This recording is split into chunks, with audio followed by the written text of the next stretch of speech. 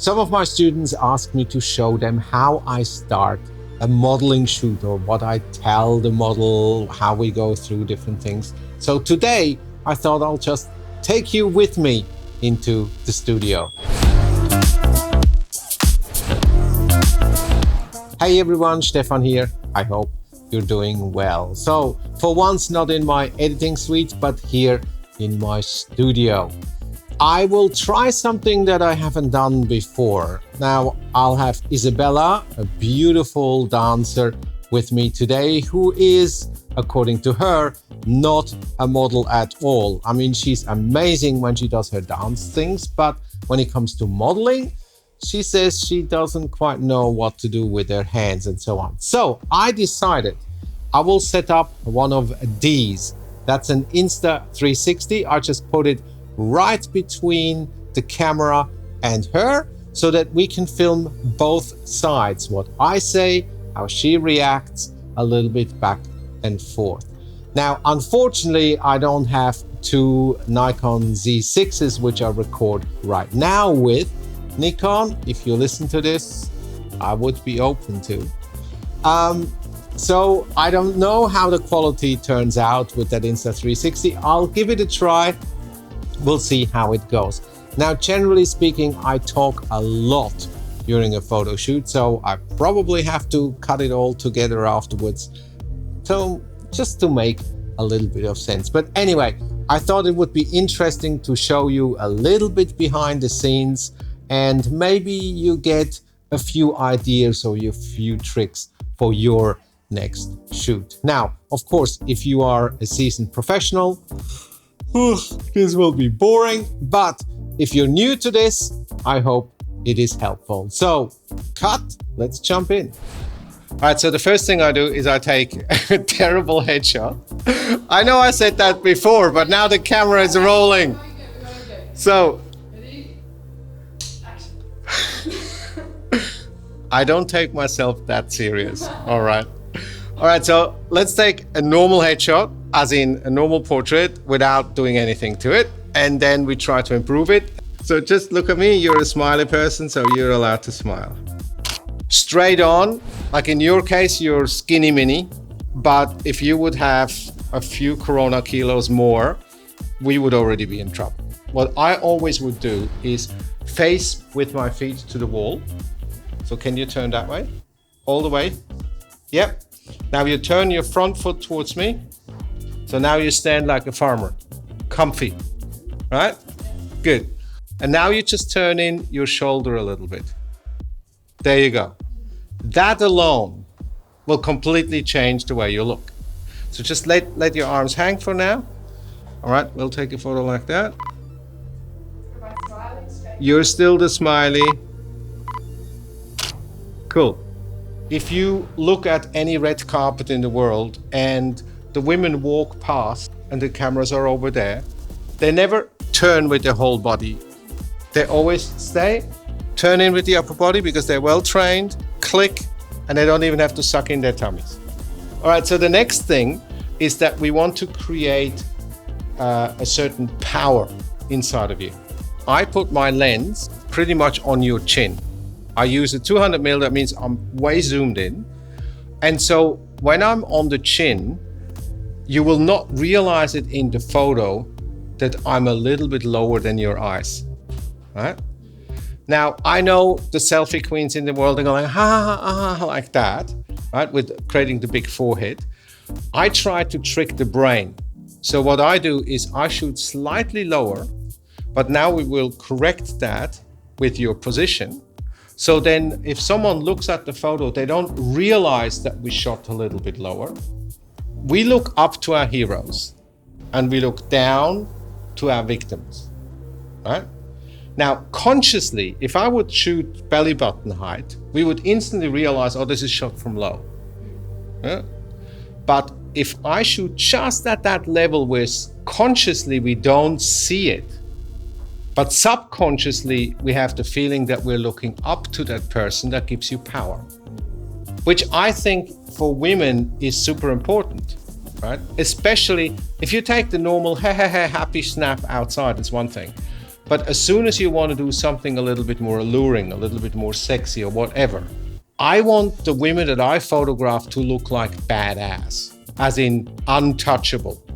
So I use this trick whenever I want a woman to look sort of an 11 out of 10.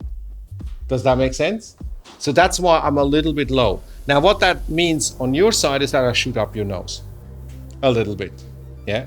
So what we do next is that when you are with your hip to the side, you turn your shoulder and you already get that female form. You want to lean in a little bit towards me, create a gap here. So it's not like the full-on chicken dance, but it's just a little bit more forward and the chin down. And then I correct it for that. And that will be a world of a difference to the first shot. What I stay away from is using left, right, and all of that sort of stuff, because is it my left? Is it your left? Is it up, down? What do you think what a turn of your head is, and what is a twist? Right? It's kind of, in my world, this is a turn and this is a twist. But in your world, it might be different. And when I say, oh, your left shoulder, it's like, who's left? And, you know, and then you see those that go, left. Oh, you know what I mean? So what I do is I show it's either that side or that side instead of using left and right. And then we both know what I mean. And the other thing is that I use my hands. So in this case, I use my left hand because my right hand shoots. Right? I always shoot on a tripod so that I have that hand here to wave at you. And so that way, if you think of my hand as a suction cup on your head, on your face, right? If I do this and that and that and that, right? So that's so much easier. So if I look through here and I see something small and I think, oh, it would be cool just to turn the head a little bit, right? That's so much easier than trying to explain it to you. And that way, you know, we can finesse certain things. So I think for you watching that, if you make sure that your person or your subject understands to just copy you and mirror you, then you will have it so much easier during a photo shoot. Now, the other thing important, and I'm talking to the camera, but I'm talking to you as well, but you know me, but you don't know me that much yet. Let's put it this way. I'm the biggest goofball ever. I have no problems whatsoever to look like an absolute idiot. And that is super important because that only gives the confidence to the person in front. So right now I'm sitting here just because I focused the camera to be halfway in shape. In real life, I would be running around, I would be dancing, I would show it to you, right? You have the confidence, you are a professional dancer, brilliant. For someone who isn't, well, it's super important that you, photographer, practice those poses in front of the mirror more than your model. Suck in your tummies, do it. All right. So if I stand like this, that's okay if I'm a boxer. I will suck in my tummy while I'm standing like this. Right? So as soon as I stand side on, turn my shoulder in, I now, by pushing that shoulder back, get some authority. See the difference between this and this? Now, as soon as I come in, is that a question of, I don't want to be here, or is that a question of pick me? This is very clearly, I don't want to be here. This is pick me.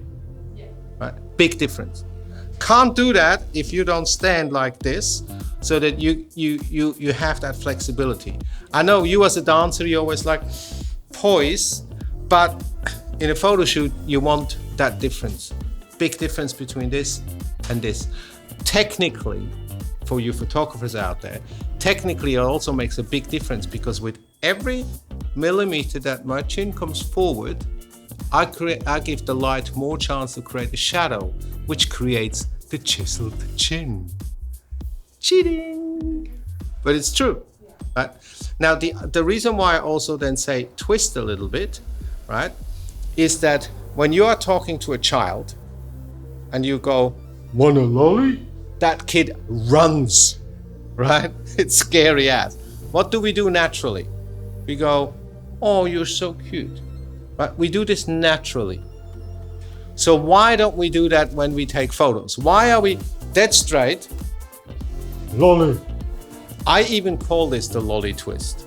For me, that's, right?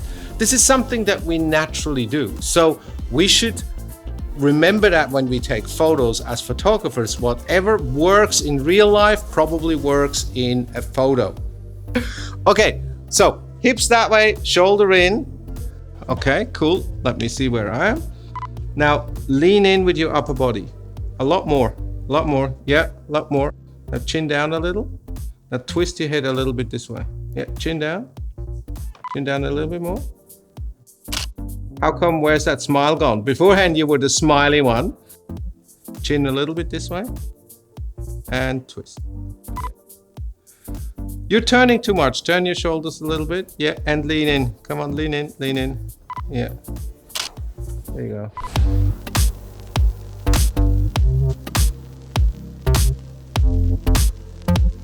Some people call it smize. Some people call it squinch. Leave the upper eyelids where they are. Just push the lower eyelids up.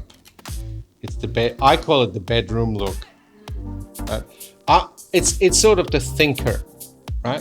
If you like this, hello, it just looks like I don't want to be here. I'm so scared. And as soon as you then change and you get the lower eyelids up, and you can actually train this. I don't know if it's spooky or not, but now in my case, I know one eye is bigger than the other. And I know from back in the day when I was in front of the camera, that was when I still had hair, you know, in the time when the dinosaurs were still in the garden. Back then, I actually practiced that in front of the mirror because I always was annoyed looking at photos and one eye was way bigger than the other. Like every single person on the planet has two different sizes of eyes. But I was annoyed about it. So I practiced that I could actually completely control those ligaments. Now, this is something that if someone wants to do professional modeling, they should be able to do that. All right. Now, for a photographer, by the way, if you have someone with extremely different size eyes, just get the smaller eye in front, and then because of the perspective, both eyes will look the same size. If you have the bigger eye in front, well, that will appear even bigger. Now, the last thing that I say, because it's already going long, the last thing that I say is ask a female, especially when they're younger, what her preferred side is. Instagrammers of the world have a favorite face side that they believe that they look more flattering from one or the other. If you want them to like what you do, no matter what you think, but if you want them, they're your client, to like what you do, ask them during makeup or whatever what their favorite side is, and then see if you can also do that. Most often, it will be the side with the smaller eye. They don't know why, but when they take the selfies, they like that side better than that, unless they have a big, massive pimple on one side. And yeah, I guess you have to explain them that only takes 10 seconds in Photoshop and they are perfect. All right, let's switch that off and then we actually take some photos.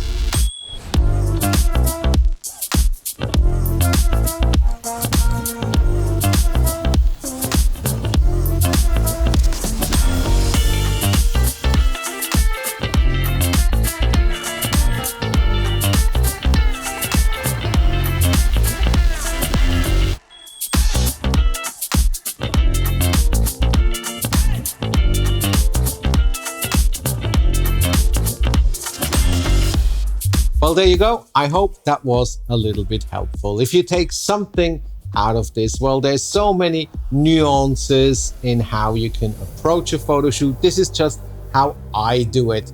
I talk a lot, as my wife tells me all the time, but in a photo shoot, that's important because you have to take the weight off the shoulder of whoever you work with. Now, if someone is a seasoned pro, well, they got all their moves, they got their poses right, they know exactly what they're doing. But you as a photographer, you have to have the guts and the personality to look stupid yourself. That gives the model or the subject the allowance or the confidence to try out things themselves. So don't be too shy. Go in front of the mirror, try out those poses yourself. If it doesn't look so manly, hey, who cares? After all, you're not taking a photo of yourself, you're taking a photo of whoever is in front of your camera. All right, that's it for this week. I hope you had fun. Look after yourself, create something awesome, and I'll see you again